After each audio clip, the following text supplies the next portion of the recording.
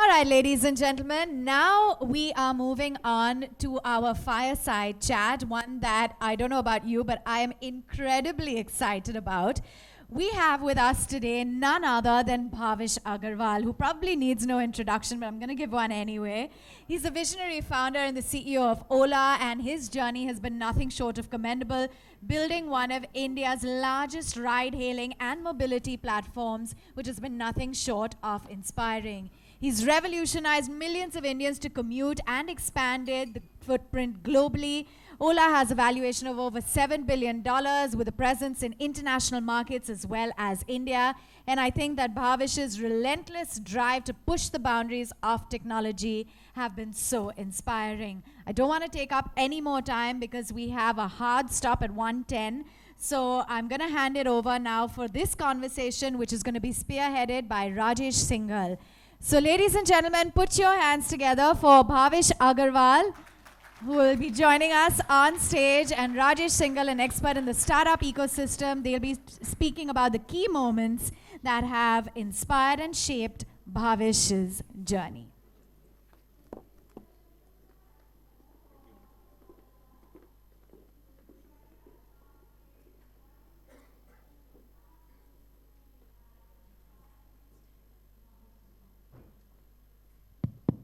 Good morning. Hello. Yeah. Good morning, everyone.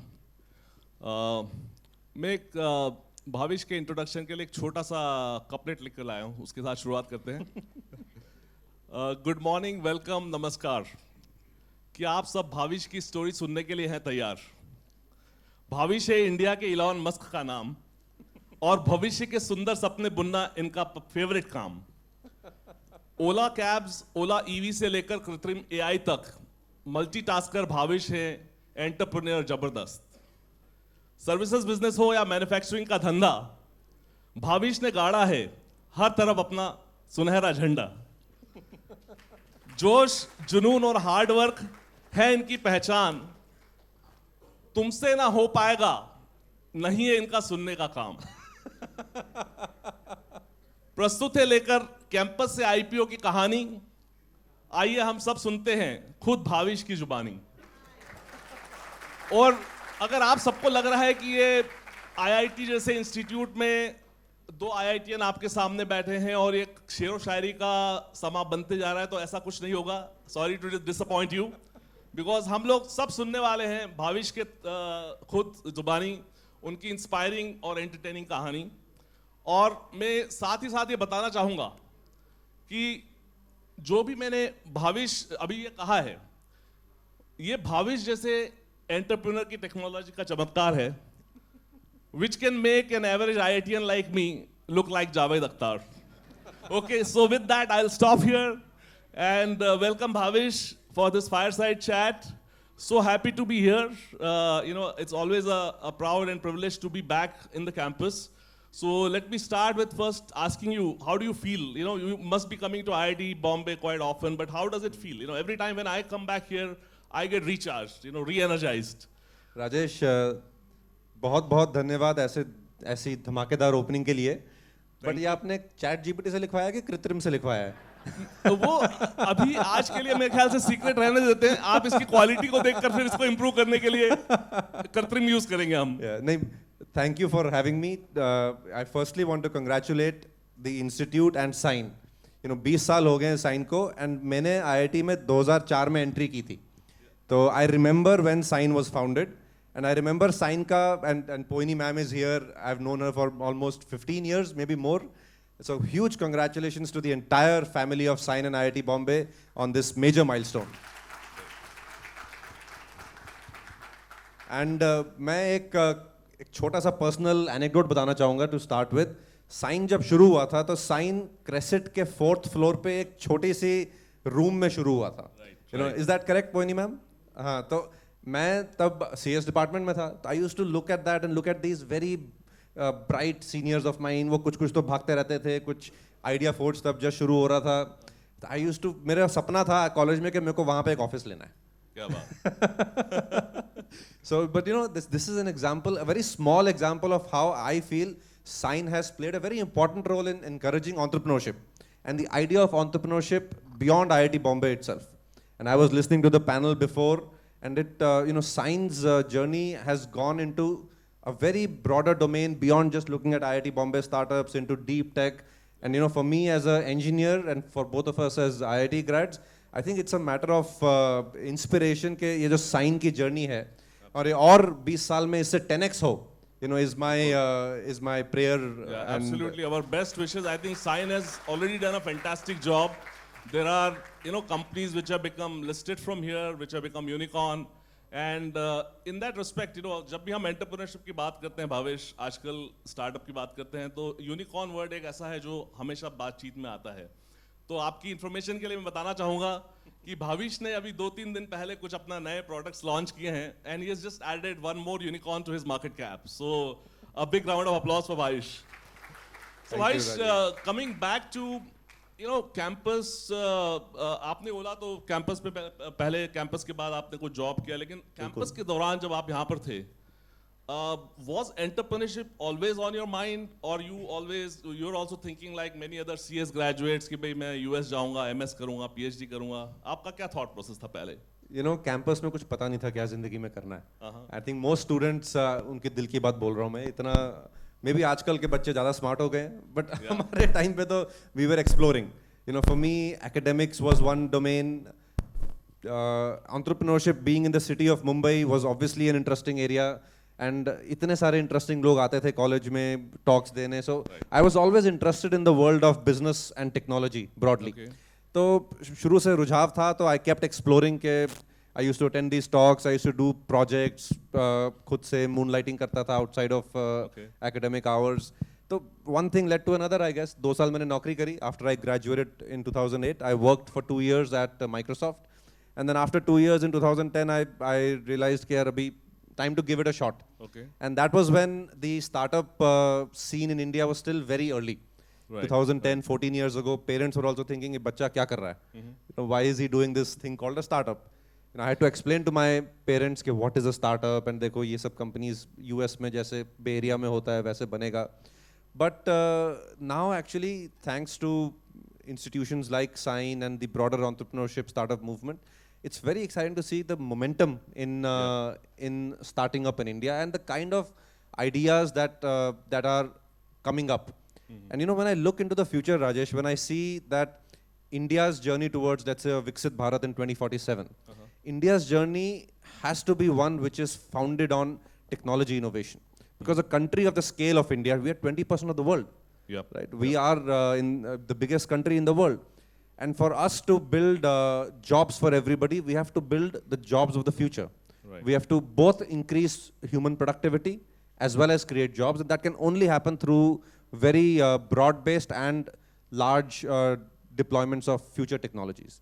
So in that sense, I feel technology startups का relevance increase होने वाला है.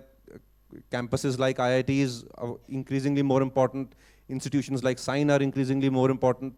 So I feel, for all the stakeholders here who are part of this technology startup movement in some way, the future is as bright as can be. Great. No, I think it's a great time to be an entrepreneur. I completely agree with you. The entire ecosystem has, completely developed. From 2000, 2005 onwards, you have angel investors, you have Series A, Series B, private equity, and of course the IPO market. So now, coming back to your first startup, the Ola Cabs, how did it all happen? मतलब उस समय आपके, जैसे आपने कहा भाई मैं business के बारे में सोचता था, कोई उस समय आपका रोल मॉडल, जैसे आज की तारीख में आप मेरे ख्याल से यहाँ बैठे कई स्टूडेंट्स के लिए रोल मॉडल होंगे, तो आपके लिए कोई रोल मॉडल था उस जमाने में? हमेशा मेरे लिए जो रोल मॉडल्स थे, I feel very lucky that I got to spend time with my role model when I was in college. So Ratan Tata ji मेरे लिए एक बहुत important role model थे. Right. And he was the person who came for my batch's convocation speech. Convocations. हाँ, तो उन्होंने convocation lecture दिया, and luckily, and I feel blessed that I got an opportunity to actually work with him in my life as an entrepreneur. He was an investor, he was a mentor, guide. So then, many times we look up to global role models, and for me also, people like Steve Jobs, Jeff Bezos were role models growing up. But I think the Indian entrepreneurs have actually built much more in much more complicated situations. People like Dhirubhai Ambani, the Tata Group, and so many more. There are so many role models from India. Yep. And growing up, I used to also look up to them and say कि India में value बना सकते हैं, बिल्कुल, and India में बिल्कुल। Innovation या फिर बिजनेस बिल्डिंग की जा सकती है. राइट. तो भाविश, आईआईटी में रह के जो 4 साल आपने यहाँ स्पेंड किए हैं, any takeaway, maybe 1 or 2 things that you continue to use, which has always stood you in the good times, any traits, characteristics, qualities, which an average IITian would have, which you think you cherish today, even today. कितने लोग students हैं यहाँ पे? Students हैं. Good amount of students, huh? Yeah. So IIT में ना, the best part of IIT, and today before I came here, मैं काफी time बाद IIT आया, तो I walked around the campus Okay. just to feel the vibe, right? That's so I think the best part about IIT is the bright students that live here and that study here. And in the student's life, you don't realize it today, but when you go out, you'll realize आपके जो आसपास का peer group है ना, that's what actually pushes you towards excellence. And life is just a pursuit of excellence in Absolutely. your domain that you choose. So the peer group that you have around you, competition academics में भी होता है, उसके बाहर भी होता है. किसी को mood indigo OC बनना है, या किसी को sometimes you're competing for things that I can't speak of here. but that But peer, Bhavish managed to do that successfully, and he's going to come and back and talk about it. yeah, but the peer group that you have around you is the one that's going to push you all your life. Right, And that's right. it's a very great microcosm of what life is outside. No, I agree completely. I think if I look at my own life, I think the best lessons that I have learned from here, with my peers, my colleagues, my professors, is, being ability to do everything from first principles. And I think Bhavish, in your own journey, right? You have started businesses. I mean, you were never part of that industry. You have really, whether it is services business in Ola Cabs or a manufacturing business. You are not, never did any manufacturing or never worked in a manufacturing firm, but you have started something as big as that. And you have taken on, big global, well-funded competition, whether it is Uber, it is the likes of Bajaj or TVS or, other Hero Hondas and others in India. So how does it, how does it feel, to when you take on such a big challenge? Again, going back to, let's start with the Ola Cabs, because we have multiple stories, to hear from Bhavish. We have limited time. But Ola Cabs के बारे में आपने जब शुरू किया, Uber was already a global name. आपके दिमाग में क्या आ रहा था? मतलब मैं इस छोटे से कंपनी, उस बड़े कंपनी को कैसे टक्कर दे पाऊंगा? देखो, ये तो कभी दिमाग में नहीं आया और आज भी नहीं आता है. आज भी जैसे हमने अभी रिसेंटली कृत्रिम शुरू किया, तो कृत्रिम हमने तब शुरू किया जब ओपन एआई का सीईओ सैम ऑल्टमैन आया था इंडिया में. सबने देखा होगा, वो बोल के गया था कि तुमसे ना हो पाएगा. तो हमने कहा नहीं, हम करेंगे. That's a phrase that Bhavish hates to hear. And this is not just about me, किसी भी एंटरप्रेन्योर को अपनी इंडस्ट्री को अगर डिसरप्ट करना है, तो भाविश के सामने खड़े होकर बोलना पड़ेगा, तुमसे ना हो पाएगा. That will be the next industry to get disrupted, right, Bhavish? हाँ, but this is not just about me, Rajesh. This is actually, I think, this is the spirit of the Indian youth. Right. Everybody here, especially in a college like IIT, and this spirit of global ambition, the spirit of working hard, and the spirit of excellence, Yep. I think is what defines Indian youth. And this energy is what's going to propel India forward. Right. So for me also, that's, in a way, that's been how my journey has evolved. Ola Cabs se shuru kiya, tab to I was a 24-year-old kid, pretty much like the kid sitting here. Yep. And just 2 years out of college. So I didn't even know enough about the world to realize कि ये हो पाएगा कि नहीं हो पाएगा. It was more कि there's nothing to lose, let me give it a shot. Yeah. So Bhavish, I think for the benefit of our youngsters who are sitting here, is it necessary, let's say after IIT engineering to go for it? There was a trend in our times, perhaps, the trend was to go for an MBA if you want to go into business. But right now, I'm seeing that trend is kind of, completely changed. And you are a prime example of that. तो आप उस बारे में क्या कहना चाहेंगे? MBA करना ज़रूरी है, business सीखना ज़रूरी है, या just, do it yourself, right? Just get out there in the field and make it happen. I think there are, all approaches have their own relevance, and I think it's for each person to choose their approach. There is no right approach. हर बंदे को entrepreneur नहीं बनना चाहिए, तो फिर काम कौन करेगा? Just saying that lightly. But and not everybody can also be in business. Some people might have a better bent of mind for research and academic rigor, or some people might have a better bent of mind for cultural endeavors. So everybody is unique, and the beauty of an ecosystem like this is that it allows you to explore your avenues of interest. And for me also, when I was in IIT, that's the freedom I felt I had. कि मैं academically अपना interest explore कर रहा था, मैं culturally अपना interest explore कर रहा था, and मैं in this world of entrepreneurship I was able to get so much exposure. Specifically on the question of MBA, again it's individual person has their own relevance towards that journey. In my view, the relevance of MBAs in general in the modern world of information overload, of everything available, access across digital means, the relevance of a 2-year MBA probably is going down in life. Right. But it's for each person to decide their journey. Absolutely. So we'll cover, just about 5 minutes left, but being a very private company, you got your first check, from a couple of angel investors. And in my belief, I've been a venture capitalist, in my earlier part of my life. And I think, getting that first check, betting on an entrepreneur when the product is not there, concept is not yet proven out, is the most difficult part. How did you manage that? I remember, seeing your interviews, you got the first check of 30 lakh, from a set of investors. So it may not look like a very big amount today, but I'm sure that this is how you got started out. When I raised that money, I felt I don't need any more money in life. I think that every entrepreneur feels at every stage, right? मैंने बहुत पैसा raise कर लिया, इतना enough है IPO तक ले आने के लिए. हाँ, बिल्कुल. Then उसके बाद तो था कि अभी तो cash flow positive हो जाएंगे. हाँ. तो वो pitch क्या था, भाविश, आपका जो आपने first set of investors को दिया and they believed in you, in your vision. What struck, with them to write the first check of 30 lakhs for you? I think उस time पे pitch matter नहीं करता है. उनको दिख रहा था कि एक well-meaning लड़का है. They would have assumed कि मेहनत करेगा, ठीक ठाक काम करेगा, दिमाग ठीक चल रहा है. Pitch तो क्या ही फर्क पड़ता है. Pitch तो 2 महीने में change हो जाती थी तब. Because it was just on paper. There was no business for the angel money, and mind you, back then the angel investment ecosystem was not mature. 2011, 12 is when, for the first year and a half, actually, we didn't have even angel money. Right. It was whatever little money I had saved in 2 years of working that I spent into building the company. And uske baad, I started meeting all these angel investors, and till today, that was the hardest fundraise I have ever done in my life. The 30 lakh rupees of angel money. Right. Even abhi IPO kiya, everything has been easier after that. No, I think Bhavish is saying that so easily, and I think for some of us who have experienced companies going to IPO, it is a mammoth task. It's a huge task. Even I think there is a huge change of mindset which has to happen at the level of entrepreneur. So share, some of your learnings, as you sort of grew the company, and you have taken the company to public quite fast, I would say. And typically, startup to IPO is anywhere a 10, 15-year kind of a journey, but I think you have done it very quickly. So, आपके case में ऐसा क्या हुआ? Yeah, Ola is a group of companies. The first company is Ola Cabs, which has not yet gone IPO, which will most likely go IPO next year. And Ola Electric, which is the second company I started it in 2020, just around COVID. COVID हो गया था जब हमने वो शुरू किया. 4 years back, and that company actually became a rocket ship.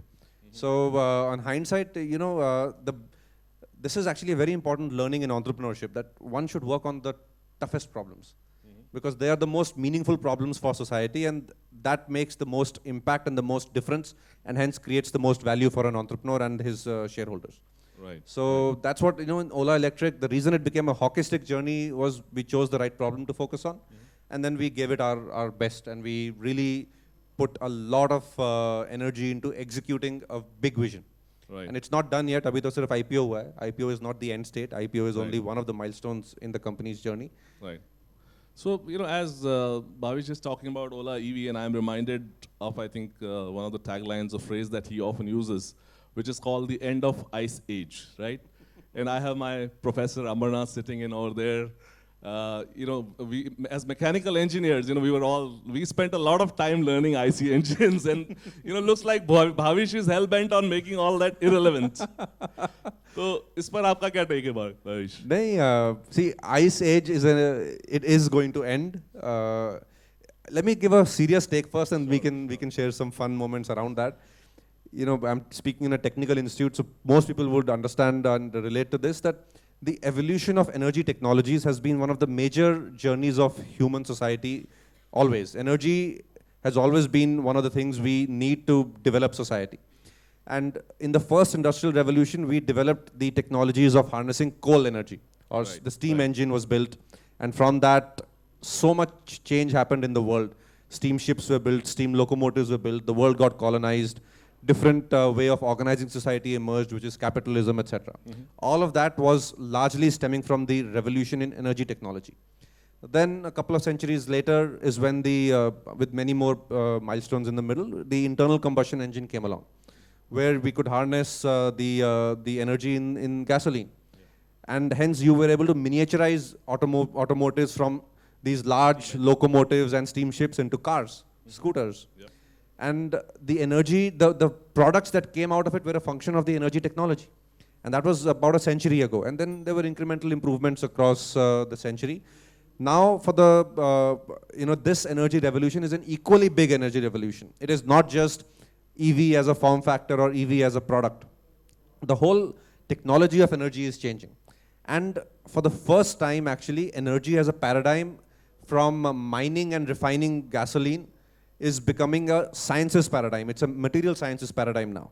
It's about how you think of the lithium atom or similar periodic table elements, and how you increase your energy efficiency using scientific technology means. So that's where actually our relevance as a country, and in the gasoline era, we missed out the first industrial revolution. Then we didn't have enough oil in the last few decades to really build an oil economy, and we import a lot of our oil. That's a macroeconomic challenge for India. But for the future of the energy movement, we are a country of engineers, and hence we are going to be able to unlock this future generation of energy even better. So it's actually a moment for India to truly make its own. Okay, so I think Bhavish, I'm sorry, I think the time is up, but I'll just ask you this last question. What is Bhavish's favorite breakfast? Is it oats or Coke with an ice? I have a nice drink with ice in the evening to celebrate End Ice Age. Wonderful, wonderful. So, do we have time for a few questions from the audience? If Okay. Bhavish- Yep. So, anyone, please go ahead. Yeah. We'll give you a mic probably. Yeah. Thank you. Hello. Hello, hello. Yeah. I think it's audible. Yes. Yeah. Yeah. My question is, we saw the launch of S1 Gig and S1 Z, and your thoughts of integrating it into the B2B sales market. So why did you thought of making it in-house rather than acquiring a startup like, say, Yulu? Many startups, we would acquire a startup if there's some technology innovation in it.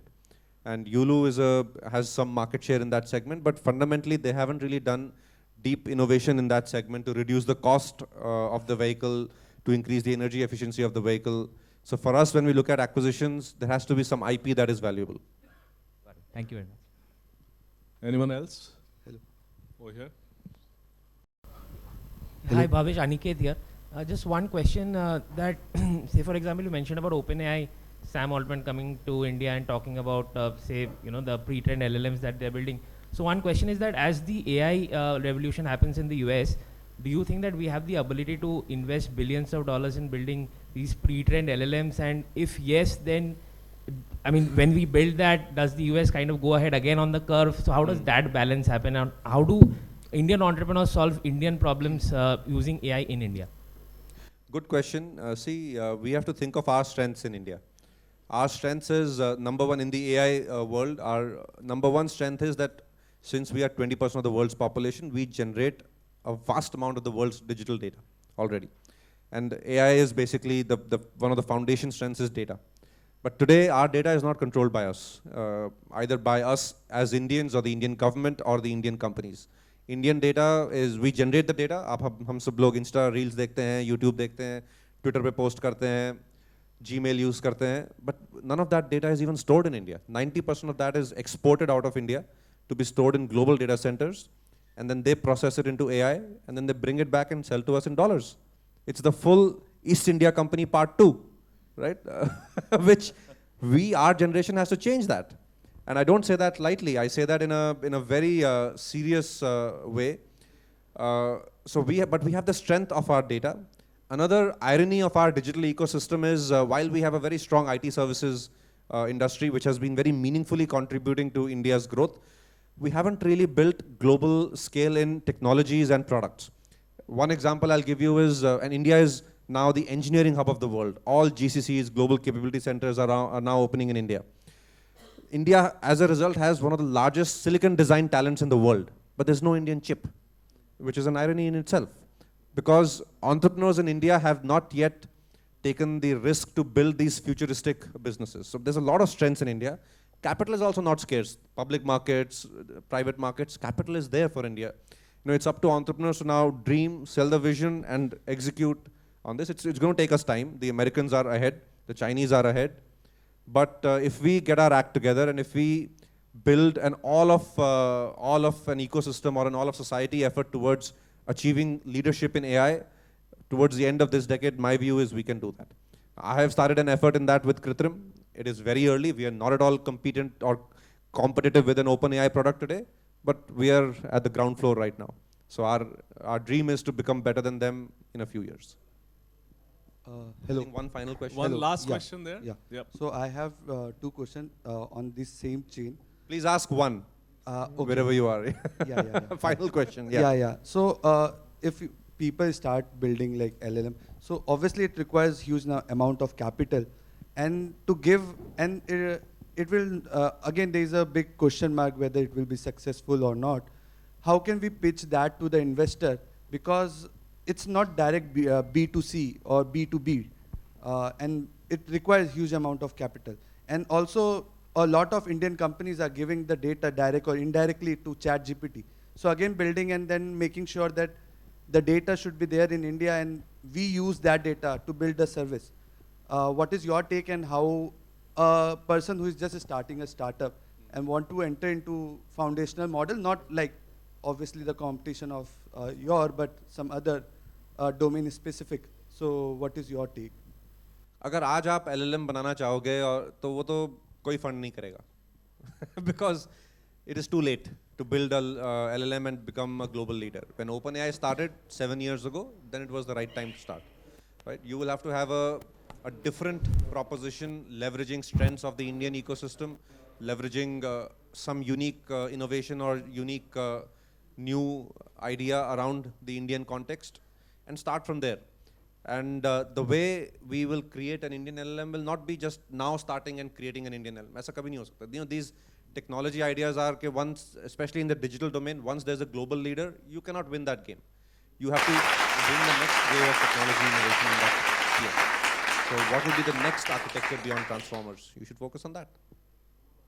This is IIT, so you should work in with some CS profs and come up with some new architectures. And there are lots of interesting ideas going around in the world. Yeah. Thank you. Okay, great. I think we'll have to wind up here, and I would like to thank the audience, IIT Bombay and the Sign, for having both of us here. And at the same time, I would like to wish Bhavish all the best in his future endeavors. Continue to make all the entire IITB community proud. Thank you so much, Rajesh. Thank you, everybody. As you already All right. Thank you so much, Bhavish, for that. And can we welcome on stage Mr. Prasad Shetty, please, to present Bhavish with a small token of our appreciation.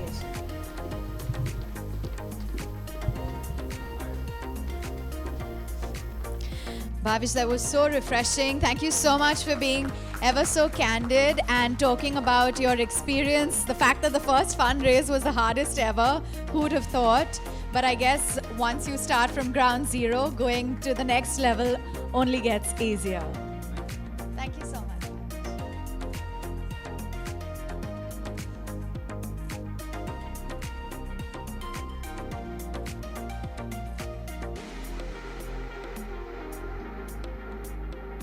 A huge round of applause, ladies and gentlemen. Bhavish Agarwal, it is very difficult to pin him down, but of course he chose to come back where he's had the fondest memories right here at IIT Bombay, and it's been a pleasure having him in our midst today.